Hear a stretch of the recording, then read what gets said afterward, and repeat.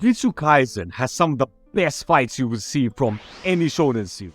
Toji vs Gojo, Yuji and Todo vs Hanami. Hell, the Shibuya station when Gojo is going all Rambo mode and going after Hanami, Choso and Jogo. That whole action set piece and the moment in chapter 89 where he destroys 1,000 transfigured humans in 0.2 seconds. That was just insane to read and was just endless hype. But for me, the fight that truly had me at the edge of my seat whilst I was reading the manga was the fight between Yuji and Choso between chapters 101 to 105. There is already hype and build up for this fight going into chapter 100 as Yuji and Nobara in the previous arc defeated Choso's brothers Eso and Kejizu. So Choso is going for blood, and it's quite literally in fact, as Choso uses blood manipulation techniques whenever he fights. Our main group of villains at the time being Kenjaku, Mahito, Choso, Hanami and Jogo, they made a bet. Jogo wants to keep Yuji alive as he wants Sukuna to be reborn, whilst Choso and Mahito don't feel Sukuna is needed anymore, as Gojo is now sealed away in the Prism Realm. Choso and Mahito hate Yuji's guts. He is their sworn enemy, so for them, not only do they no longer care if Sukuna doesn't return, but they both also want to kill Yuji. Seeing all of this hatred for Yuji, you hope and pray that Yuji doesn't run into either Mahito or Choso. Yes, he was fighting Hanami and Mahito in the previous arcs. Granted, he did have someone else fight along with him, but that safety net of having Gojo there is now gone. Before, you could actually be at ease for Yuji, Megumi and Nobara. Whenever they mess up fighting against their special grade curse that's beyond their strength, you know Gojo will come out of nowhere and finish the job. Like the time when Hanami was about to unleash her domain expansion, but then Gojo stopped it immediately by destroying the barrier that was preventing him from going inside. That safety net is gone now, and Yuji is all by himself going through the Shibuya station with both Choso and Mahito searching for him to kill him. So you as a reader were already feeling the tension before the fight.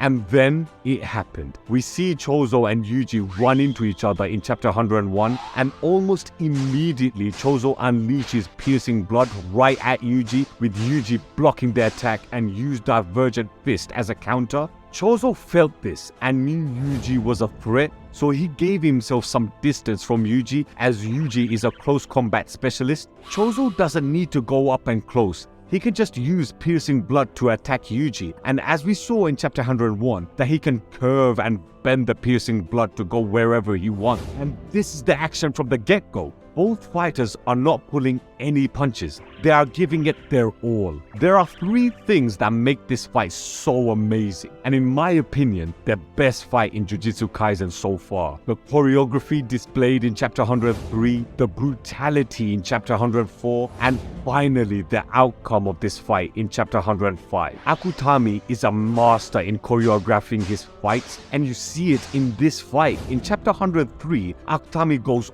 all in, with showcasing Choso's techniques and Yuji's superhuman abilities. Choso condenses several orbs of blood around him and assumes his firing stance of piercing blood, again aiming towards Yuji, who is standing down the corridor. Yuji realizes that Choso is too far away and his blood beam is too fast to dodge. Yuji decides to jump off the ground and dictate the timing of the shot himself. Choso knows that this is a tactical bait from Yuji, but decides to play along anyway. He fires piercing blood just before Yuji lands, but the very second Yuji's feet touch the ground, he drops his upper body weight by leaning in as far back as he can in an instant. Yuji is able to avoid the attack.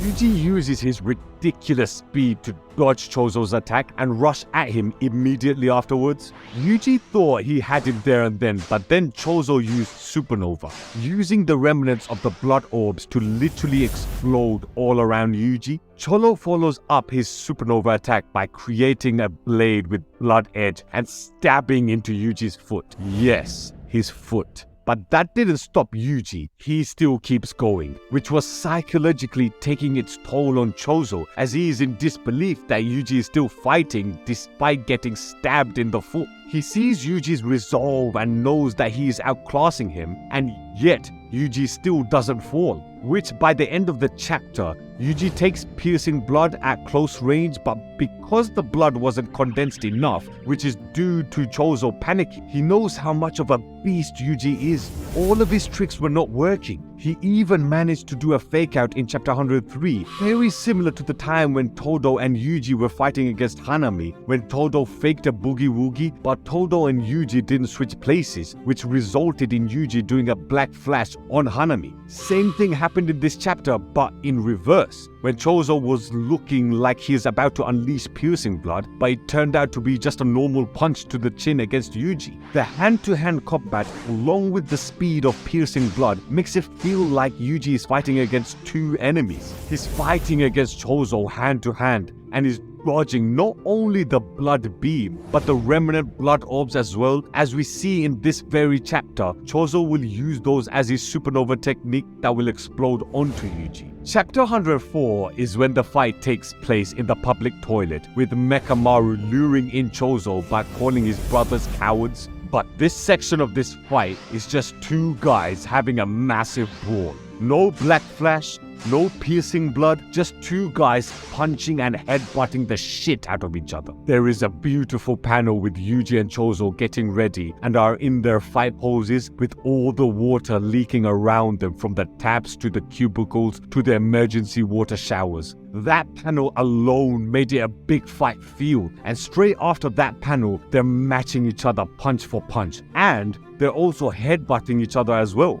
Literally, each one of them is launching a counterattack in this sequence. Choso would punch Yuji in the head, Yuji counters by kicking Choso in the head, with the chapter ending with Yuji's liver being attacked by Choso's blood meteorite. Even the main strategy that Mekamaru plans out gets countered. In this fight, both fighters have an answer to what the other fighter is going to do, which makes this fight so thrilling to follow. There's not a dull moment in this fight at all. Mekamaru's strategy was for the water being unleashed in the public toilet, which will dissolve the blood that Choso uses for his blood manipulation technique, which did work. But it turns out that Choso hid the blood in his hands and made sure it wasn't exposed to the water whilst fighting. Using his enhanced strength, Choso flicked the hardened blood at Yuji while hiding his shooting hand with the opposite arm's robe sleeve. So even for the main strategy against his technique, Choso had an answer for it. But you can tell Akutami just wanted to show us a good old fist fight, which this chapter started, and it carries over to the next chapter.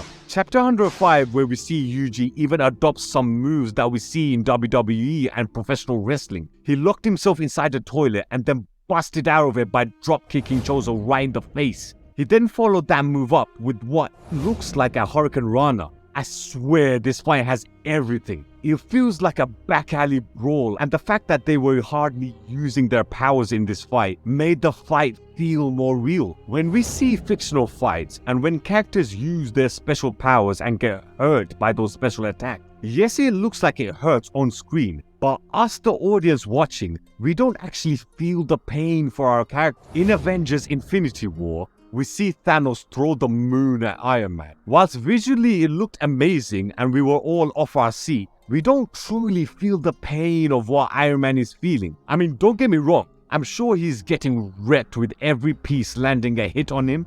Then I compared the scene in Captain America Civil War, where Captain America was just punching the shit out of Iron Man. Every blow looked like it hurt, because we can all relate to that feeling of getting punched. Some of you may not have ever gotten punched before, but you can still feel the pain because it's a relatable pain. It's not a feeling being conjured up by magical powers. By having the Choso vs Yuji fight not display much powers towards the latter half of the fight, made the fight feel more realistic, which is why we can feel the impact of every counter-attacking blow these two characters are giving one another. The closing moments of the fight has another fake out, which gets countered by another fake out. Yuji was going to punch Choso with his left hand because he believed that Choso thought that his left hand was fully damaged and he can't use it in this fight. And as he made the dummy by showing right, but he was using his left arm, Choso then hardened that part of the body that Yuji punched with his left hand. Choso was using flowing red scale, making his arm hard like a hammer, which he used to counterattack Yuji. When Yuji was confused that he couldn't do anything when he punched Choso with his left arm, Choso smashes Yuji's collarbone and delivers another hammer fist to the stomach, sending Yuji flying and knocking him out in the process, which means Yuji lost. I love the fact that Yuji lost. Choso wasn't as hyped as Mahito, Jogo or Hanami, so Yuji losing to Choso was a massive shock.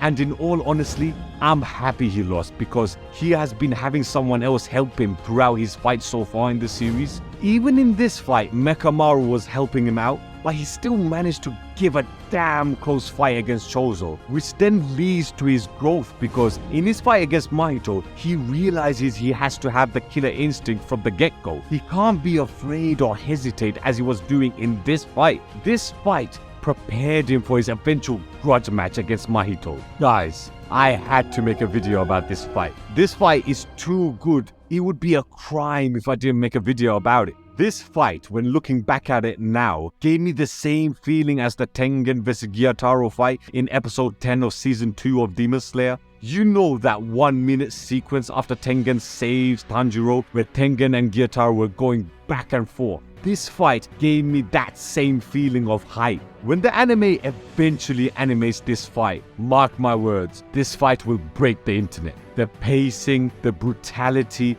and the winner of the fight will hype Jujutsu Kaisen and the Shibuya incident arc even more. This is one of those fights where you just sit back and marvel at the greatness, which this fight definitely was.